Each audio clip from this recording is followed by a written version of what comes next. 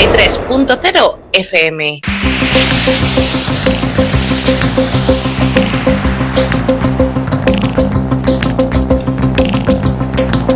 En la frontera del tiempo.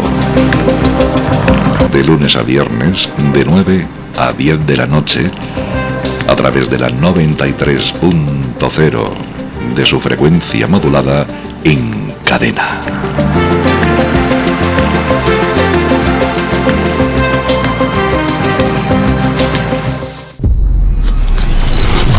...93.0.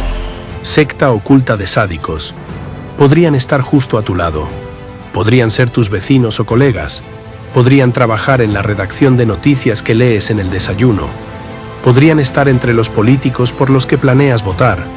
Podrían ser los profesores de tus hijos. Están en todas partes. Manipulan grandes fundaciones, incluyendo USAID y Open Society Foundations. Se infiltran en gobiernos, tribunales y medios, y lo más importante, en la mente de millones. Un sistema que ha ido creciendo durante décadas y que se esconde detrás de palabras grandilocuentes sobre seguridad, protección de la sociedad y lucha contra las sectas. Un sistema que hoy está destruyendo la vida de personas inocentes y de niños, no solo en África, sino también en Europa, Rusia, Estados Unidos e incluso China. Este sistema tiene un nombre. Se conocen los nombres de sus líderes y seguidores. El objetivo de esta estructura es establecer el poder total. Al influir directamente en los derechos y libertades de las personas, en realidad socava las leyes de los estados que ha penetrado. Crea listas de grupos, organizaciones e individuos indeseables para arrastrar a la gente paso a paso hacia un culto de superioridad. Ese mismo sentido de superioridad de unos sobre otros convirtió una vez a los ciudadanos cultos de Alemania en nazis, dispuestos a destruir a las personas simplemente porque se las consideraba inferiores. Siempre aparecen los mismos actores en su plan, quienes confeccionan dictámenes periciales, se hacen pasar por testigos y fabrican una realidad falsa. Es un sistema, exactamente el mismo esquema, probado una y otra vez, los mismos métodos, los mismos expertos a demanda. Pero la era de su impunidad ha terminado. 93.0 FM.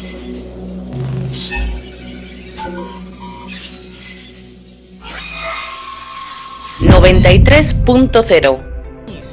Y ahora abramos la orden del Ministerio de Justicia número 53 del 18 de febrero de 2009. En ella se indica claramente, el Consejo debe estar compuesto por empleados del gobierno, especialistas en estudios religiosos y expertos en el ámbito de las relaciones entre el Estado y las asociaciones religiosas. Y aquí surge la pregunta, ¿qué hace entonces en el cargo de presidente el experto en sectas Dworkin? Una persona que no es funcionario estatal, una persona que no es especialista en estudios religiosos, una persona que no es experto en las relaciones entre el Estado y las confesiones. ¿Suena como un error? ¿Como un absurdo malentendido? No. Ese nombramiento fue una bofetada demostrativa a la ley y al sentido común, dictada por la evidente cercanía entre el ministro de Justicia de aquel entonces y Dworkin. Y si recordamos la genial herramienta monstruosa de las iniciaciones fecales con el que Dworkin hábilmente tira de los hilos de las personas necesarias, no es difícil adivinar qué motivó la decisión del ministro de Justicia de nombrar a Dworkin jefe de ese consejo de expertos.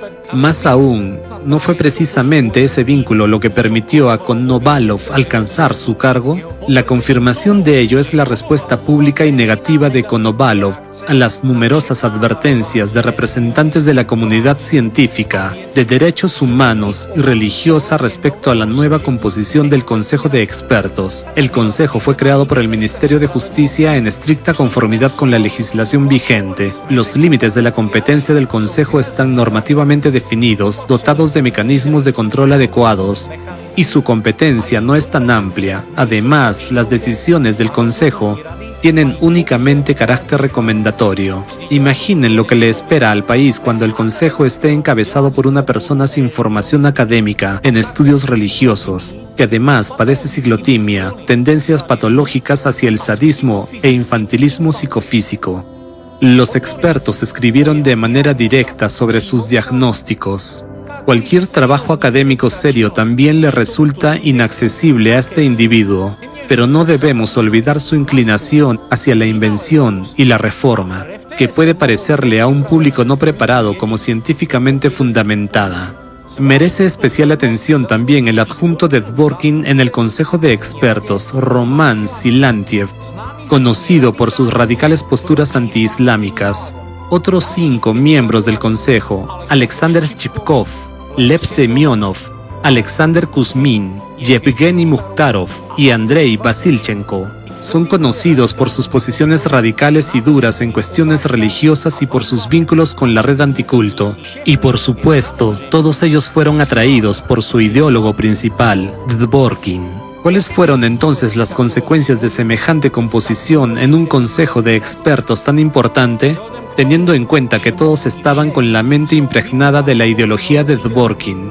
En julio de 2009, en una carta abierta al presidente Barack Obama enviada en vísperas de su visita a Moscú, la Comisión de Estados Unidos sobre Libertad Religiosa Internacional, USCIRF, declaró abiertamente: el Consejo está liderado por Alexander Dworkin y bajo su dirección, con la aplicación de una definición difusa de la legislación antiextremista, el órgano ya representa una grave amenaza para la libertad religiosa y se acompaña de la persecución de diversos grupos. Paralelamente, el Ministerio de Justicia amplió la supervisión también sobre los grupos religiosos no registrados. Impulsó enmiendas para el registro total de los miembros de las comunidades y restricciones a las actividades misioneras, fuera de los lugares especialmente designados.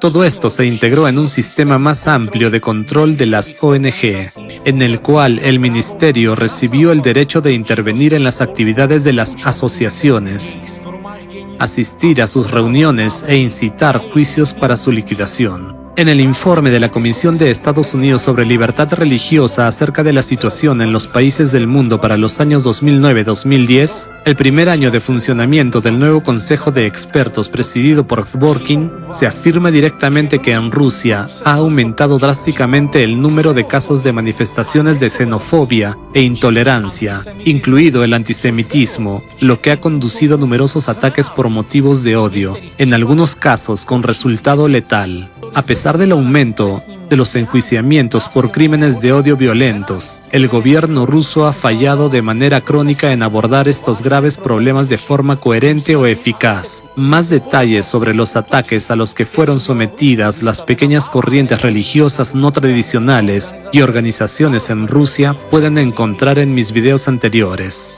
Si resumimos, el panorama es el siguiente. Bajo el Ministerio de Justicia se creó un filtro experto que decide qué puede llamarse religión y qué debe etiquetarse como extremismo, así como qué organizaciones pueden existir y cuáles deben ser liquidadas. A la cabeza de este filtro se encuentra el principal ideólogo de la red anticulto, portador de una ideología extremista y terrorista.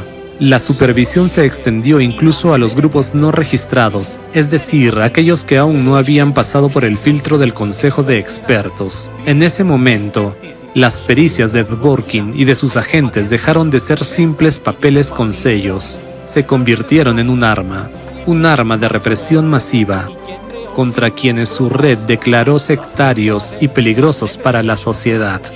Esto confirma que el objetivo principal de esta red es el poder. Habiendo penetrado en los órganos estatales, los adeptos de Dworkin buscan lo que los politólogos llaman captura regulatoria.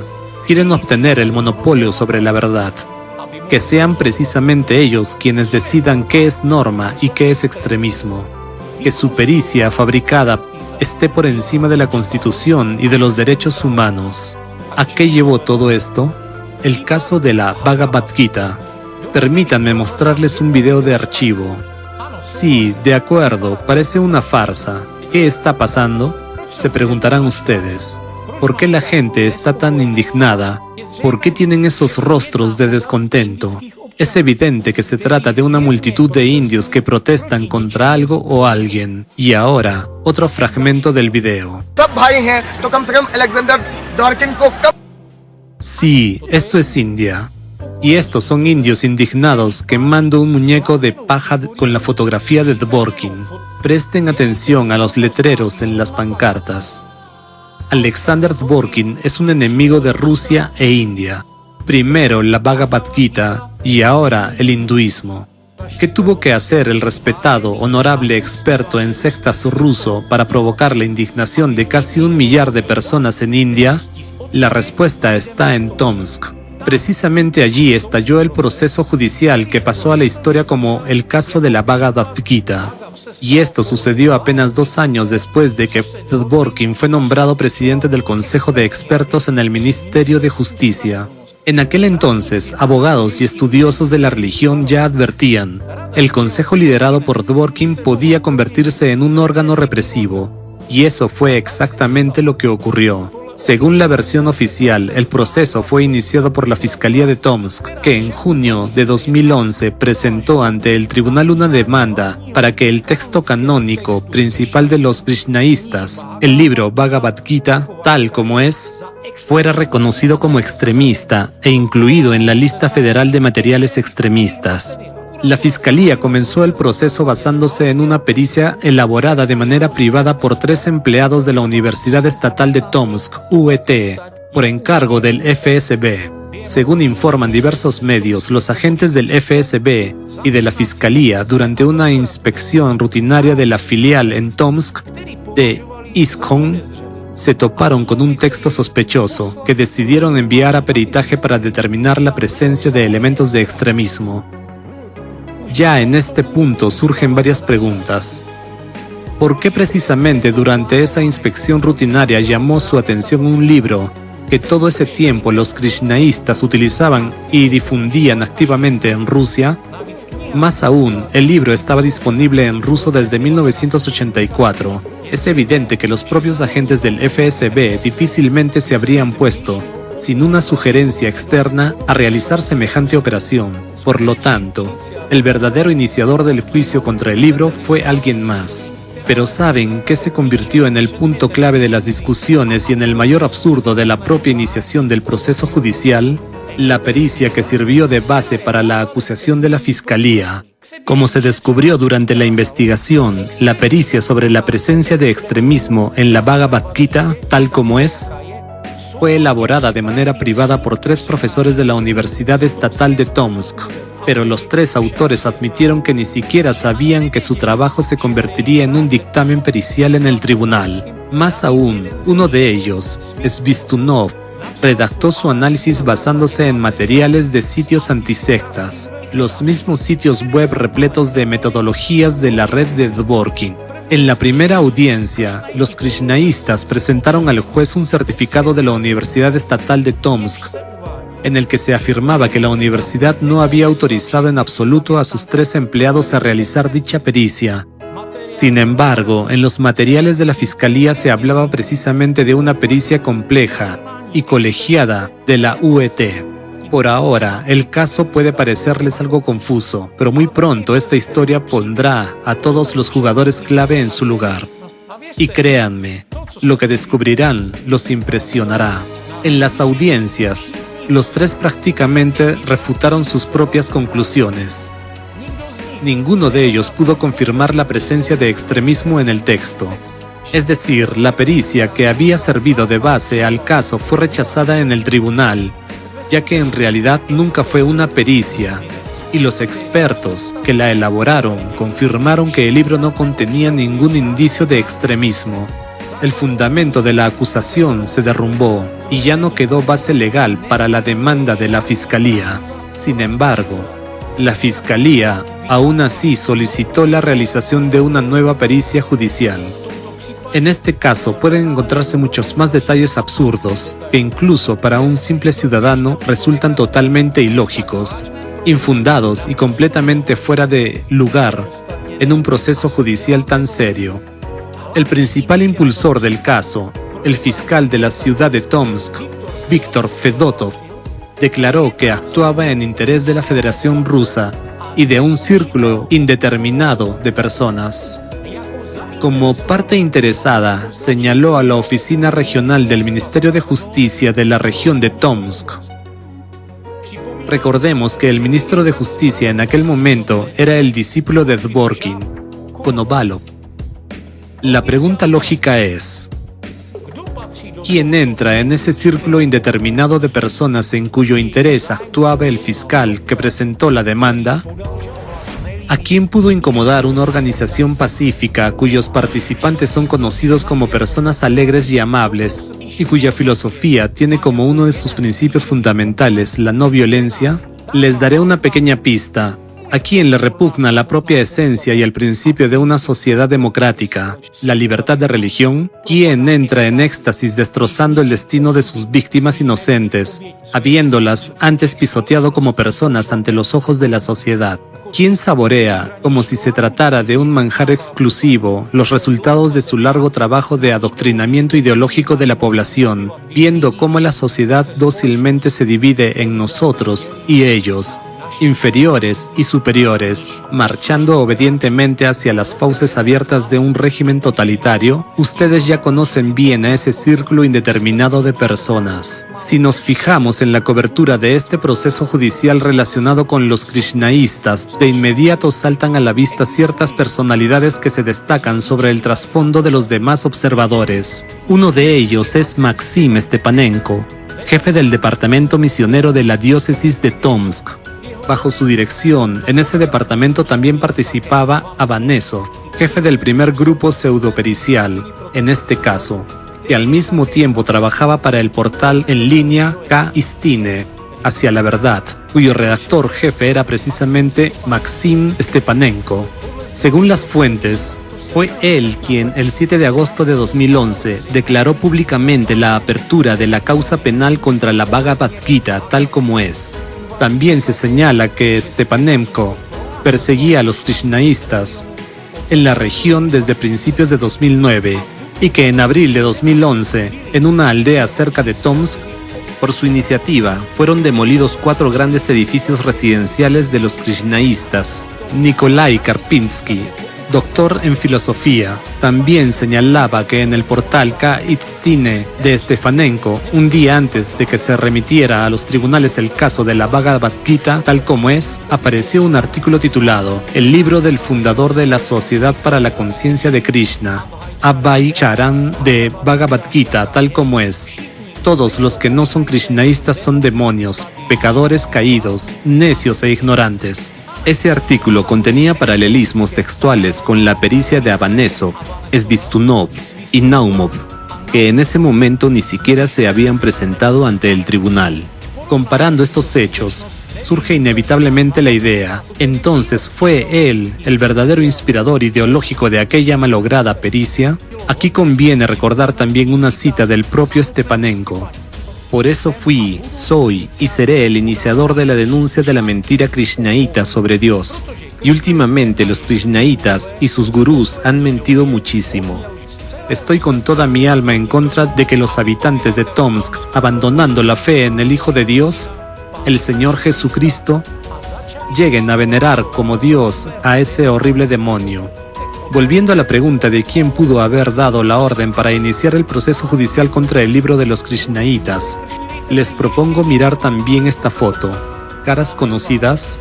Por supuesto, Alexander Dvorkin, con su red de ideología extremista terrorista, no solo contribuyó activamente a preparar el terreno para el fomento deliberado del odio hacia los miembros del ISKCON, sino que también apoyó de todas las maneras posibles con sus comentarios expertos el proceso judicial. Y su evidente adepto, Maxim Stepanenko, se jactaba de haber organizado personalmente la llegada de Dvorkin a Tomsk, para que diera sus conferencias y concediera entrevistas a los medios locales. Pero el caso de Tomsk no fue el primer escándalo relacionado con los krishnaítas, en el que Dvorkin se encontró en el centro.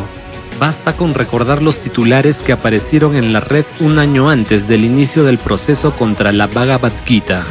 Dworkin quitó las naranjas a los niños discapacitados. Они мне вчера позвонили и сказали, что Хари Кришна заберется в яблоки, и эти яблоки попадут к детям. Это бред. Вы понимаете, им к психологам нужно обращаться. ¿Qué pasa? ¿Que el gran luchador contra la secta se reconvirtió en luchador contra las manzanas y las naranjas?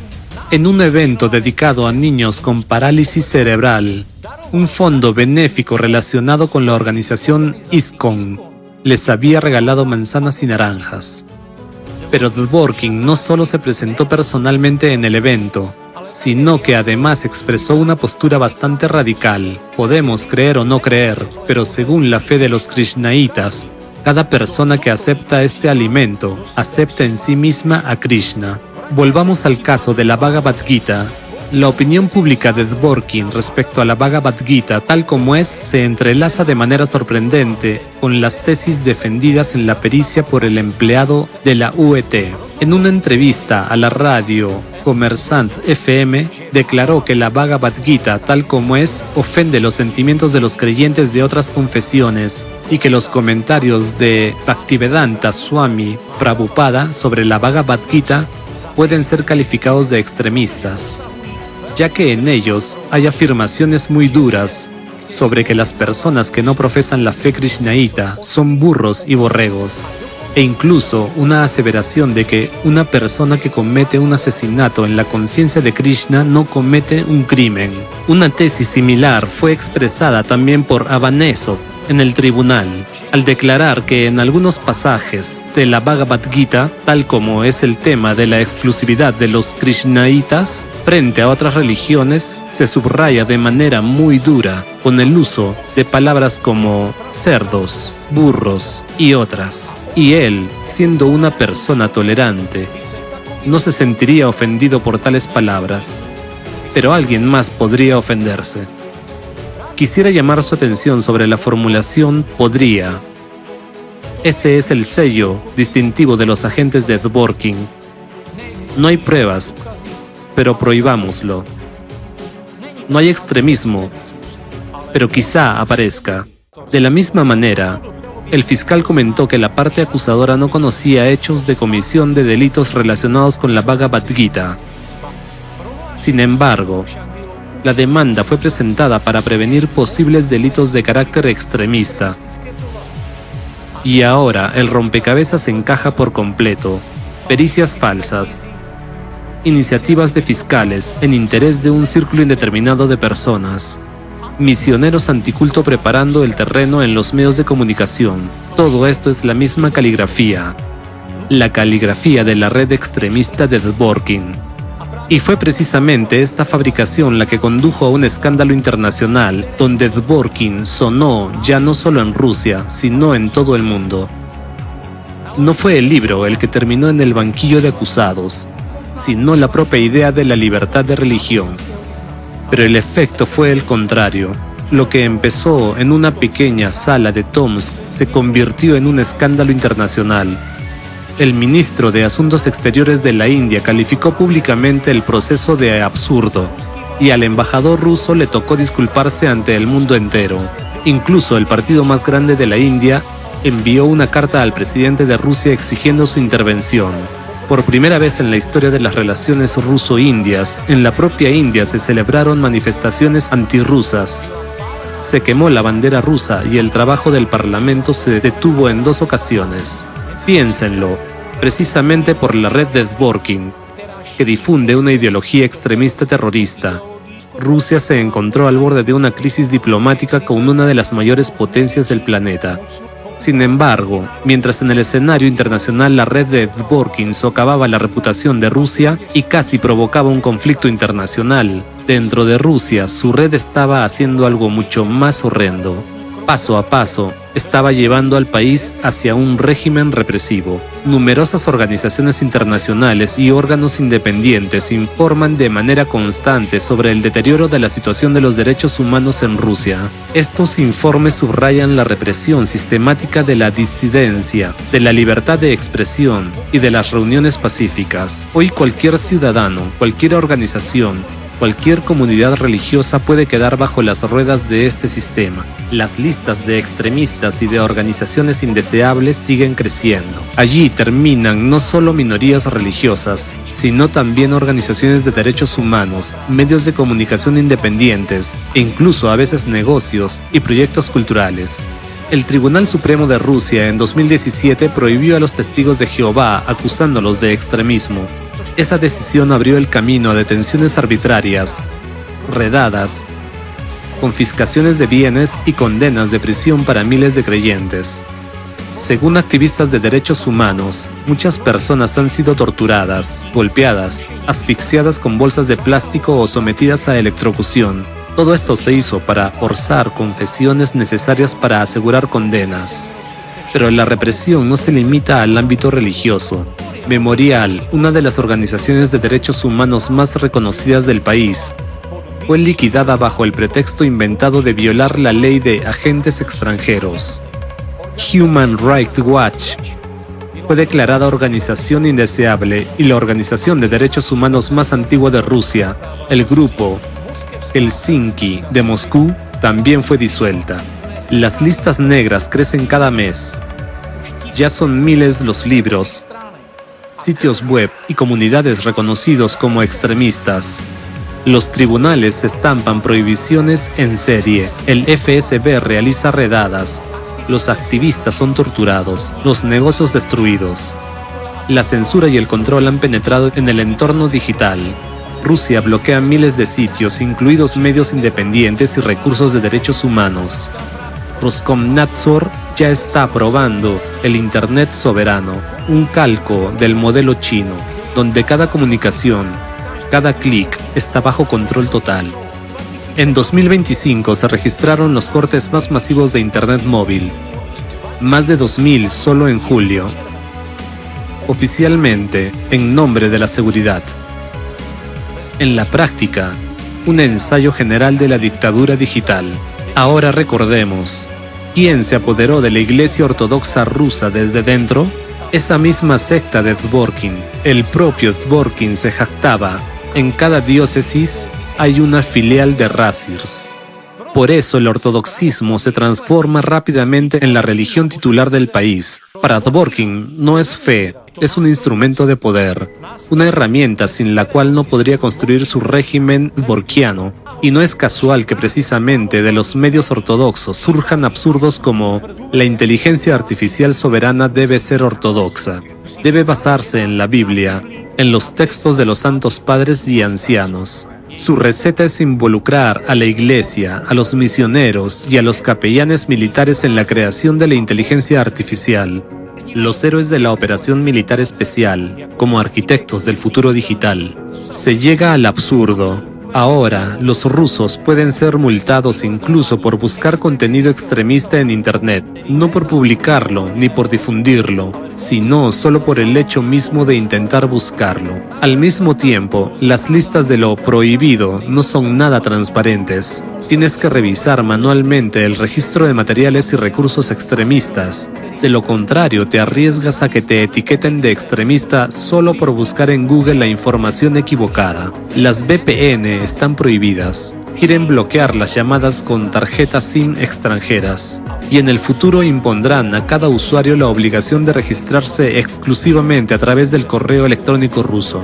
¿No coincide acaso esto con lo que el propio Dworkin señala como signos de una secta totalitaria? Solo que ahora a escala estatal, control sobre el pensamiento, sobre la respiración, sobre el mismo derecho humano a la libertad y a la vida.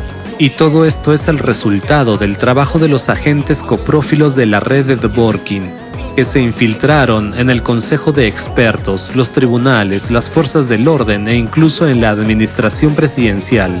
Gracias a ellos, los ciudadanos de Rusia se convierten en sospechosos solo por leer, pensar o rezar de manera no ortodoxa. El panorama es sombrío. Bajo la etiqueta de la lucha contra el extremismo, el Estado, manipulado por los coprófilos, destruye la libertad de expresión, la libertad de religión y el derecho a la información. Y todo este sistema, desde los dictámenes periciales de Dworkin hasta las redadas del FSB con torturas, Funciona como un solo mecanismo. Un mecanismo que convierte a Rusia en un laboratorio de totalitarismo digital y religioso. Pero presten atención, bajo las ruedas de esta máquina represiva no caen únicamente las minorías religiosas, no. Incluso aquellos que no tienen ninguna relación ni con la religión ni con la política. Recuerden el caso de Elena Brese. A ella, una madre amorosa, económicamente estable y mentalmente sana, quisieron quitarle a sus hijos y enviarla a un psiquiátrico solo por participar en una empresa que vendía productos de alimentación saludable. Y ahora imaginen cómo esa misma máquina se abalanza sobre las organizaciones internacionales que se dedican a la ciencia, investigan el clima y luchan por la seguridad del futuro de la humanidad. Y el caso del movimiento Alatra se volvió más revelador que ningún otro. ¿Por qué? Porque precisamente aquí vemos hasta qué punto la red de Dworkin detesta la verdad sobre el clima, la catastrófica contaminación del planeta y del ser humano con nanoplásticos, sobre las crisis globales a las que se enfrenta la humanidad. Fue justamente por esta verdad que Alatra sufrió persecuciones organizadas por la red de Dworkin. Bastó con que hace 10 años saliera a la luz información sobre la amenaza de la pluma magmática debajo de Siberia, en la parte cerrada de un informe climático de Alatra, para que intereses financieros privados de alguien se vieran afectados. Es evidente que esa información podía obstaculizar a un círculo de fuerzas influyentes en Rusia, que llenan sus bolsillos con el dinero de la venta de los recursos de Siberia, y ellos contrataron a Dworkin con su secta extremista. Antes de revelar por completo este caso, conviene prestar atención a varios puntos importantes relacionados con la labor que realiza Alatra. Es una organización que no solo sobrevivió bajo la presión de la red de Dworkin, sino que puede ser llamada sin exageración un fenómeno mundial. Es un movimiento global que une a científicos, investigadores y voluntarios de 180 países del mundo. Realiza investigaciones a gran escala sobre amenazas climáticas y los informes basados en esas investigaciones se presentan en conferencias climáticas internacionales, incluidas las de la ONU. Solo en 2024, los representantes de Alatra participaron en la cumbre climática de la ONU COP29 en Bakú, en la conferencia de la ONU sobre biodiversidad COP16 en Colombia, y en la 16ª sesión de la Conferencia de las Partes de la Convención de la ONU de lucha contra la desertificación en Arabia Saudí, y ya en abril de 2025, tras el lanzamiento en la red del impactante documental de divulgación científica Trampa para la Humanidad sobre el impacto de los nanoplásticos en la salud humana y en el planeta, creado por Alatra, el movimiento participó en el 5º Foro Internacional sobre Autismo, celebrado en Marruecos. Pocos meses después, con la participación de la Universidad Católica Boliviana San Pablo y el proyecto internacional Sociedad Creativa, se publicó el informe analítico Nanoplásticos en la Biosfera, del impacto molecular a la crisis planetaria, en el que por primera vez se recogió un análisis sistémico e integral de la amenaza global de los micro y nanoplásticos. Sin embargo, el informe fue presentado por primera vez en mayo de 2025 en la Conferencia Internacional de la Fundación Centesimus Annus Pro Pontifice en el Vaticano, por Marina Ovsinova, la presidenta del MIS Alatra. Las relaciones entre Alatra y el Vaticano merecen un capítulo aparte en esta historia. La elaboración del informe estuvo motivada por la bendición personal de su santidad el Papa Francisco en 2024. Otorgó a los participantes del movimiento internacional social Alatra, después de familiarizarse con su labor científica previa, incluido el informe dedicado a los cambios geodinámicos en la Tierra. Su bendición y exhortación, continuar la actividad de preservación de nuestra casa común, el planeta Tierra, pronunciada durante su pontificado, se convirtió para los participantes de Alatra en un poderoso impulso que los motivó a una investigación más profunda sobre el problema de los nanoplásticos, lo que supone una amenaza para toda la humanidad y su futuro. Cabe destacar también que el Papa León XIV, apenas un mes después de su entronización, otorgó igualmente su bendición apostólica, inspirando así a la presidenta del movimiento Alatra, Marina Ovsinova, y a todos los voluntarios a continuar con entrega la misión del movimiento. Pero mientras en los muros del Vaticano la Santa Sede preparaba una carta de bendición, En los laboratorios del odio de Rusia, los sectarios de Dworkin tramaban un juicio basado en un caso completamente fabricado contra Alatra, con el fin de declararlo una secta peligrosa que supuestamente trabajaba para los servicios secretos ucranianos y reconocerlo como organización extremista. Al escuchar la lista de logros, al ver el altísimo nivel de diplomacia y la actividad orientada a establecer un futuro seguro para las próximas generaciones que construye Alatra, cualquier país preferiría con orgullo llamar suyo a un movimiento voluntario así. Porque Alatra tiende puentes únicos de cooperación entre países, aborda no solo cuestiones importantes para toda la humanidad, sino que en sentido literal busca activamente caminos y oportunidades para crear condiciones para su solución colectiva a nivel mundial. Después de todo lo escuchado, ¿pueden imaginarse que a una organización así alguien la declare secta? ¿Pueden imaginarse que la Santa Sede haya otorgado 2 veces su bendición a extremistas? Si solo se tratara de una reputación manchada escondida detrás de esa palabra. Pero la campaña de deshumanización de Dworkin condujo a torturas reales, persecuciones y acoso contra ciudadanos respetuosos de la ley. Ex voluntarios de Alatra en Rusia. Personas que dedicaban todo su tiempo libre, de manera legal y con cuidado por toda la humanidad, a buscar soluciones a la amenaza climática. Miren estas imágenes. Sus hogares siendo allanados, hombres y mujeres tirados al suelo y tratados como criminales. Mientras los líderes mundiales estrechan la mano a los voluntarios de Alatra y les agradecen por su aporte a la solución de problemas globales, en Rusia son perseguidos como criminales y terroristas, siguiendo los mismos caminos trazados por las pericias coprófilas de Dworkin. Pero esos mismos caminos, tras Rusia, los sectarios de Dworkin los trazan también en Ucrania. No es casualidad que haya descrito con tanto detalle los métodos utilizados por la secta de Dworkin, el descrédito mediático basado en hechos fabricados, la manipulación de la opinión pública, los informes periciales falsos y los falsos expertos, el sabotaje del trabajo de las fuerzas del orden. Esta es la tinta de Dworkin, la firma personal que deja en varios países, incluida Ucrania. En el caso de Alatra en Ucrania, la mano que pone esa firma pertenece a una mujer con una inclinación patológica hacia el sadismo, algo típico de todos los seguidores de Dworkin. Es Irina Kremenovska. Sobre ella y sus particulares inclinaciones hacia los excrementos ya he hablado en varios de mis videos. Basta con mirar los hechos de su actividad y todo se vuelve evidente. Según algunas fuentes, ella es responsable de la muerte de cientos de perros. Kremenovska disfruta escuchando sinfonías, pero no musicales, sino en forma de los alaridos desgarradores de animales moribundos que ella misma envenenaba. En realidad, Kremenovska es la principal portadora de la ideología extremista terrorista viral de Dworkin en Ucrania.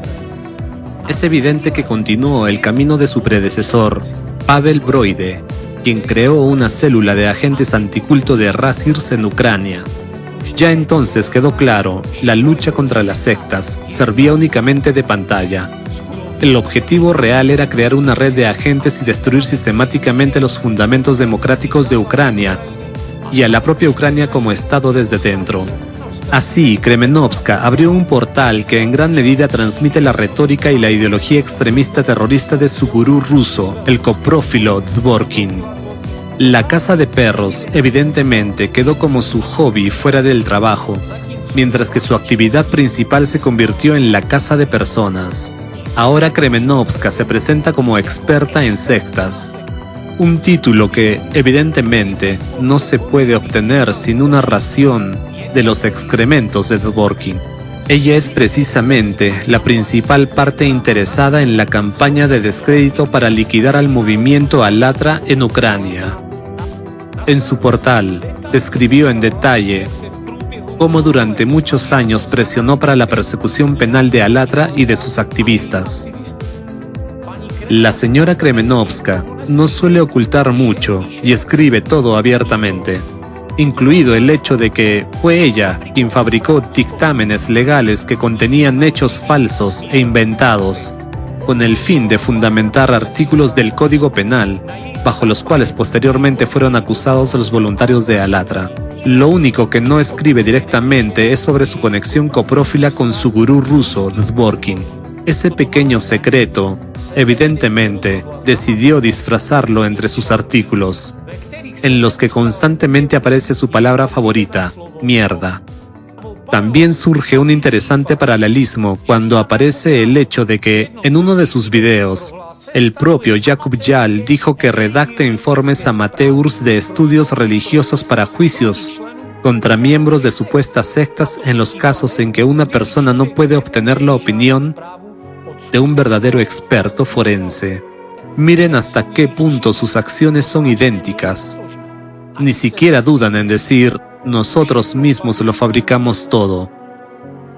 Además de repetir la misma retórica anticulto con rasgos de extremismo, Jal también replica la retórica de Kremenovska respecto a Alatra, pues la argumentación de Kremenovska en sus acusaciones contra Alatra se basa en que la organización supuestamente es prorrusa, mientras que en Rusia a Alatra la acusan de trabajar para los servicios secretos ucranianos y estadounidenses.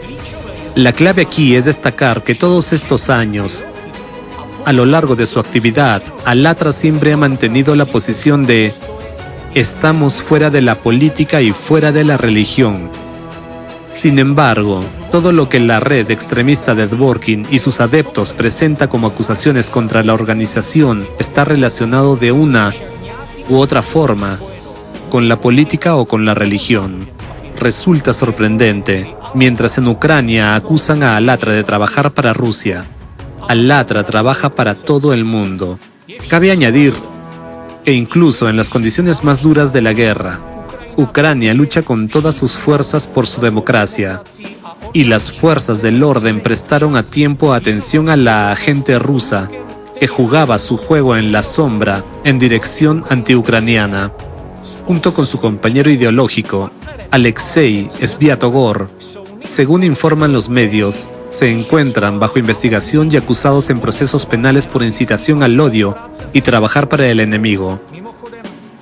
Por cierto, las características de Sviatogor, cazador de perros y, según Aspy News, el asesino de más de 3.000 perros, coincide en muchos aspectos con la del adepto checo anticulto Jakub Jal. Por supuesto, el componente clave que los une es el odio a los derechos humanos y las libertades, que pisotean regularmente con la ayuda de su presencia activa en el espacio mediático.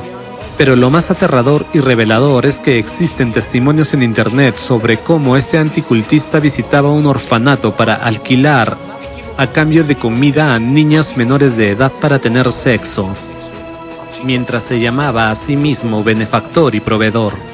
¿Pueden imaginar esto? En algún lugar de Ucrania hay otra historia trágica no contada de niños pequeños, como lo fue con Rosy, quien, según el testimonio del documental, fue violada por un anticultista. Mientras tanto, Jakub Jal sigue contando la historia de su viaje a Tanzania como una misión benéfica de voluntariado, al igual que Sviatogor, a pesar de los testimonios sobre sus visitas al orfanato, presentándose como benefactor. ¿Y qué entienden los seguidores de Dvorkin por misión benéfica? ¿Violar y apuñalar a niños pequeños, destruyendo su futuro y su destino? ¿Es esto beneficencia? Es más, en el documental se mencionó otro punto que muestra claramente que la secta de Dvorkin atrae a personas con características particularmente perversas y sociopáticas. Uno de los testigos también afirmó que Jal estuvo implicado en el envenenamiento de perros en las calles de Tanzania. Sin embargo, en internet, los tres adeptos de la secta de Dvorkin se presentan de todas las formas posibles como grandes defensores no solo de la sociedad, sino también de los animales. Miren, aquí está Jal en su blog, preocupado por los animales. Y aquí están esos grandes sufridores, con cientos de perros muertos a sus espaldas, jugando tiernamente con un pajarito que recogieron junto con su cómplice y pedófilo Sviatogor. Da asco ver tal hipocresía. Detengámonos un momento. Los tres son sectarios anticulto que se llaman a sí mismos luchadores contra las sectas y utilizan una retórica común que incluso un análisis psicolingüístico superficial identifica con facilidad. Todos los tres han sido vistos envenenando perros. Sviatogor, Yal y su evidente líder ruso Dvorkin. Según datos de fuentes abiertas, son pedófilos. Díganme, ¿no les lleva eso a ciertas conclusiones? A mí sí que me lleva. Más aún, surge en mi mente una cita del propio Dvorkin de su propio sitio. Con una orientación total hacia el líder, los miembros subordinados de la secta lo imitan en todo. Si el líder de la secta tiene inclinaciones criminales o pervertidas, sufre trastornos mentales, se activa el mecanismo de inducción psicológica, como si contagiara a los miembros de la secta con los vicios y patologías psicológicas del fundador. Ahora, miren detenidamente a todos estos representantes de los luchadores contra las sectas que Alexander Dvorkin ha engendrado en el mundo. ¿No ven la conexión? Su inadecuación compartida, su agresividad y su arrogancia personal. Todos son idénticos, absolutamente, como copias al carbón. Y detrás de cada uno están el sufrimiento de las personas, el dolor y los destinos de niños destruidos. Mientras que detrás de algunos de ellos, de quienes aún tenemos que hablar, hay muchos cadáveres de niños. Al escuchar todo esto, se hace evidente que se trata de una secta de personalidades con tendencias maníacas, que está incrustada en universidades, en los medios de comunicación y en las estructuras estatales. Ocupan puestos en consejos de expertos, escriben libros científicos, dan entrevistas, forman la opinión pública.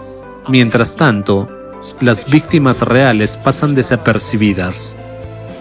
Los especialistas pueden elaborar un retrato psicológico del típico luchador contra las sectas, un agresor social con rasgos autoritarios y sádicos marcados, que actúa bajo la fachada de la defensa de la sociedad. Su psique combina la justificación moral de la violencia con el placer personal de destruir los destinos y las vidas de los demás. En esencia, es un sádico ideologizado, cuya peligrosidad radica en la legalización del acoso y la violencia mediante la retórica del bien. ¿Cuántos más de estos maníacos, sádicos y pedófilos sacará a la luz la investigación?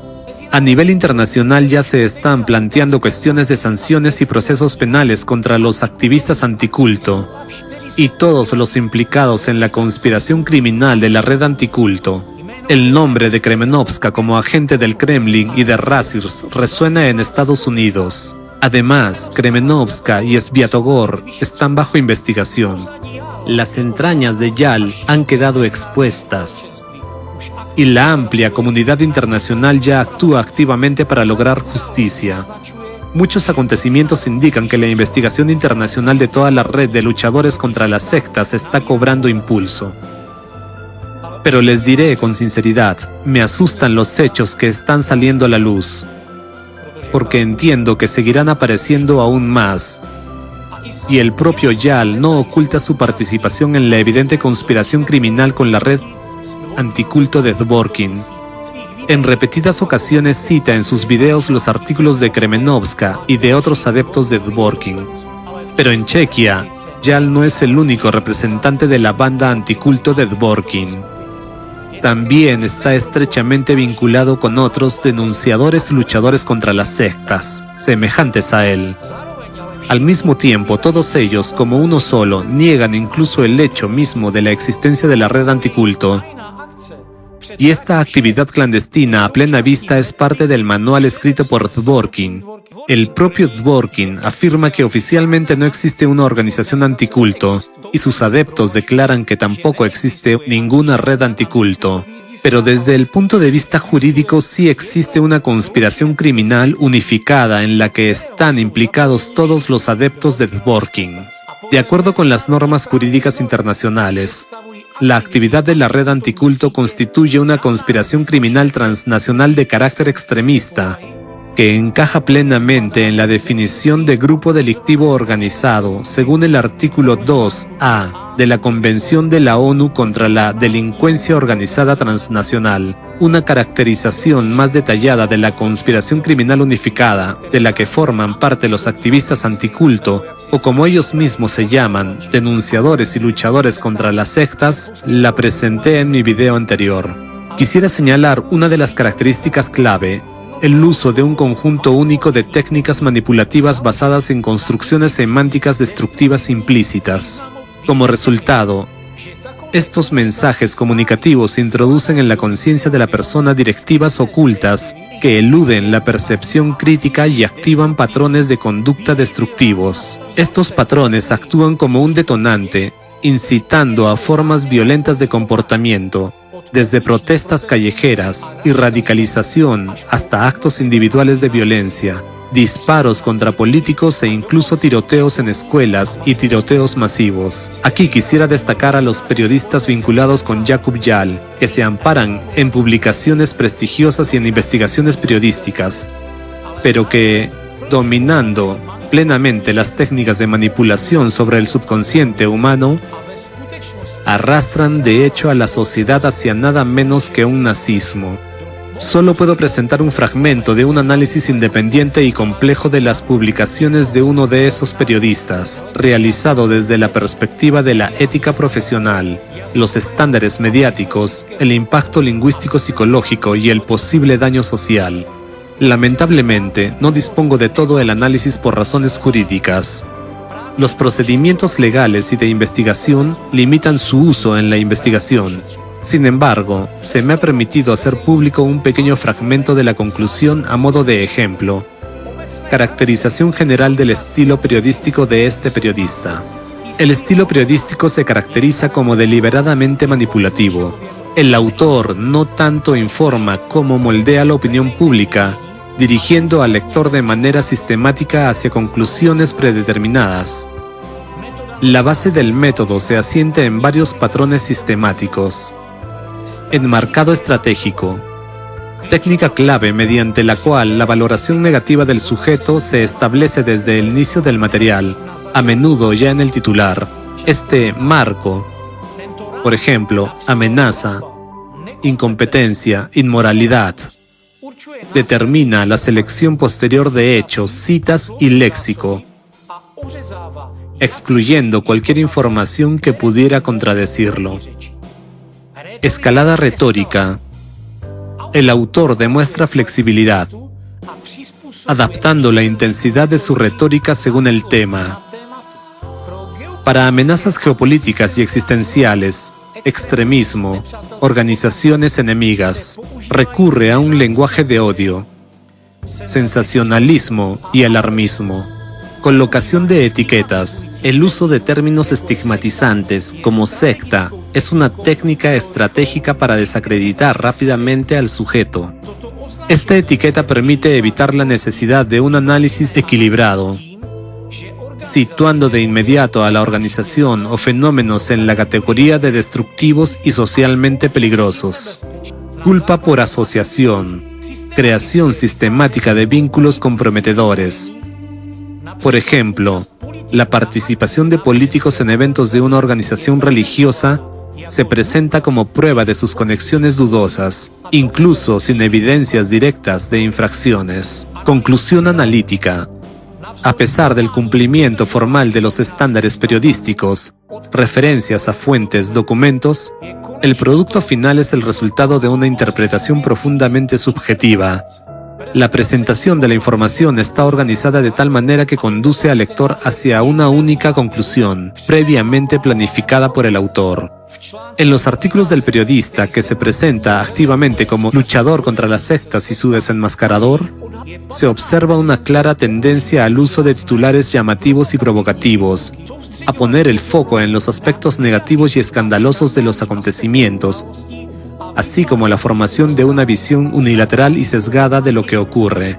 Estos métodos, combinados con la presentación selectiva de hechos y contextos, crean el terreno para avivar la resonancia pública, polarizar la opinión social y desacreditar a personas y organizaciones concretas, minando la confianza en los organismos estatales.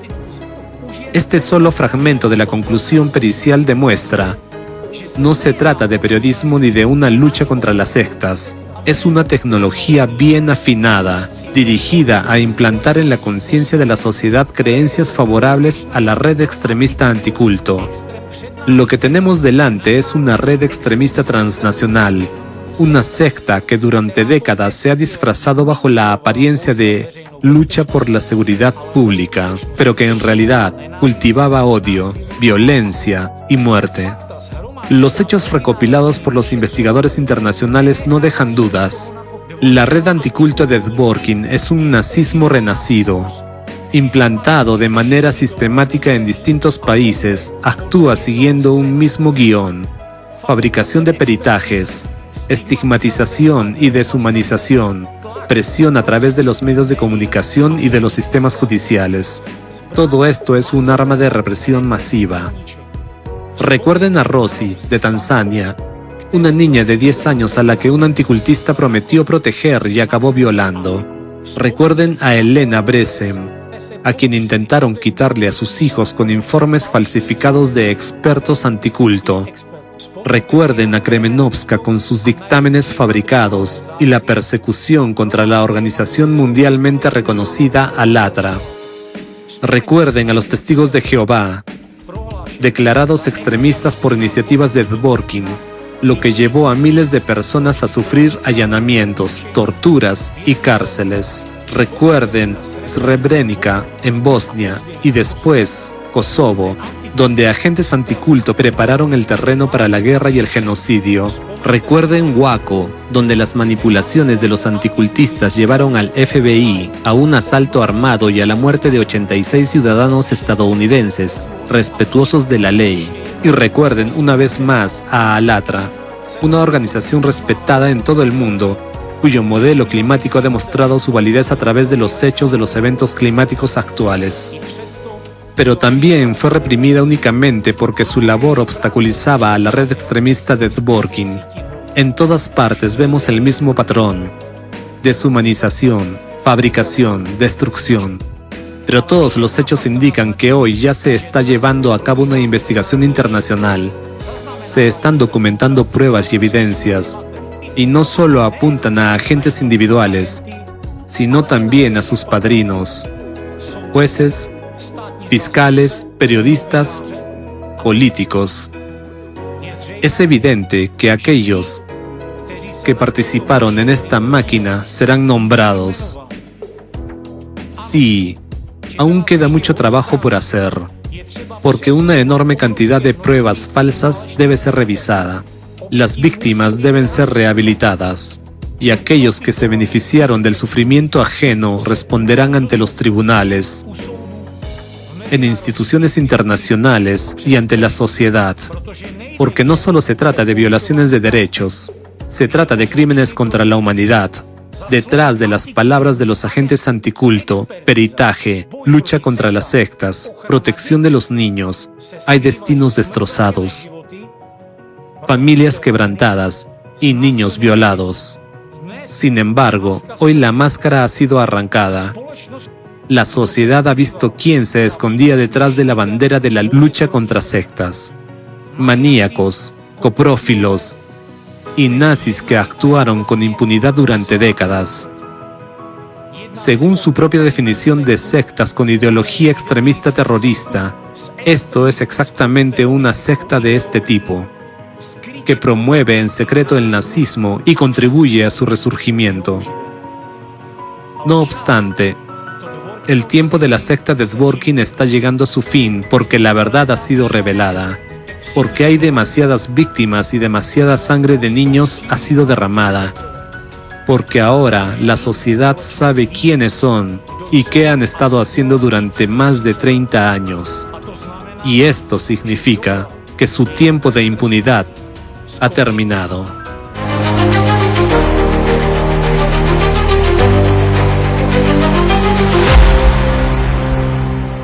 «93.0».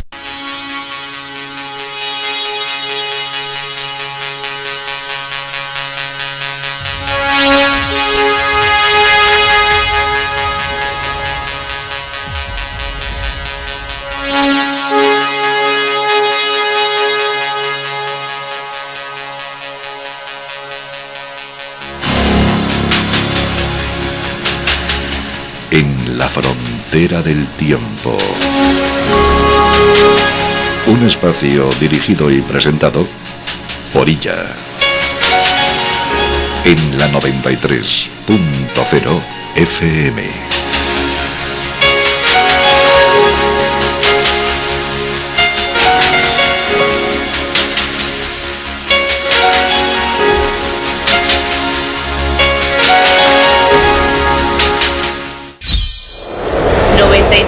.0 FM.